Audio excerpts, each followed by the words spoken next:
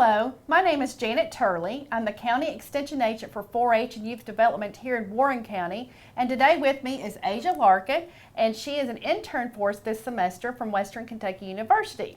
Today I'd like to talk about interview tips. At the end of the month, our 4-H members will be doing a 4-H mock interview contest, and I thought it would be a good time to really highlight interview tips.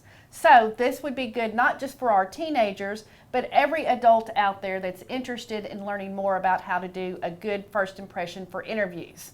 So the first thing you need to know is, what should you wear? Well, women should wear a dress, and if not a dress, a nice business suit, and men should wear at the very minimum dress pants, a long sleeve button-up shirt, and a tie.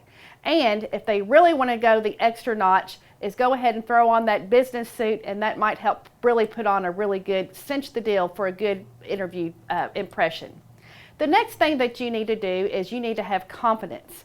You can express confidence in your posture, eye contact, and also your handshake. So first, your posture. Stand up nice and straight and tall.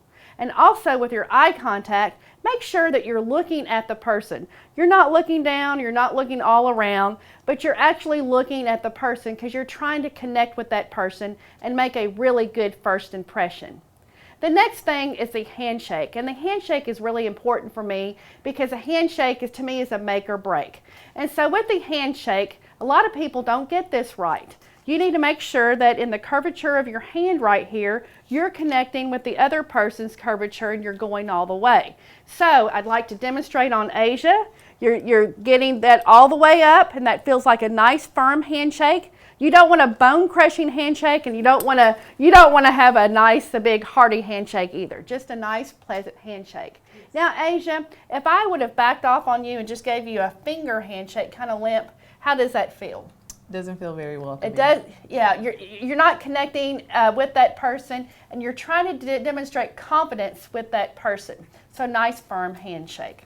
The next thing I would like to talk about is your speech. Make sure that you have good grammar and that you're talking in a nice conversational tone. You don't want to talk too loud and be really obnoxious, but you also don't want to talk really low to where people can't hear you. So make sure you're in a good conversational tone.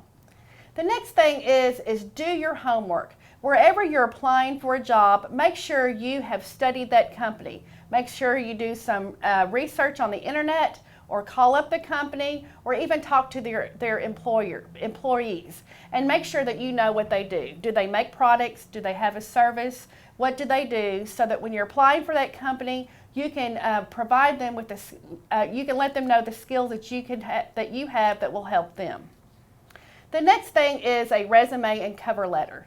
It's not enough just to do the job application. You have to do a resume and you have to do a cover letter to help your application float to the top. Nowadays, employers are going through hundreds of applications, and you need something to make your application rise to the top. So in that resume, make it a one-page resume, and make sure that you put your most important stuff first. Put your job history on there. Put your job skills on there. And if you are a teenager and you're like, well, I've never worked before, then if you've had a babysitting job, put that down. Guys, if you do yard work and you mow yards, put that down. If you do extracurricular activities, you're in 4-H, FFA, the Beta Club, Girl Scouts, whatever that is, put those activities on your form. If you're a member of a church group, put that down. If you've had awards and recognition, put all of that down. So all of that stuff is really good. And also put down your job skills of what you can do. If you're really good on the computer, put all of those computer skills on there. If you've had leadership and things like that, just make sure you put those on there. So that's about all I'd like to talk about as far as interview skills. If you are 14 years old and older and you are not a 4-H member, please come by the Warren County Extension Office at 3132 Nashville Road to get signed up for 4-H. It's free to join, and after you join, I'd like for you to get signed up for the mock interview contest. It's Thursday, March the 30th at 6:30 at Bowling Green Junior High School, and that'll be just another great opportunity to practice interview skills. I hope you've enjoyed learning about these tips, and thanks for joining us.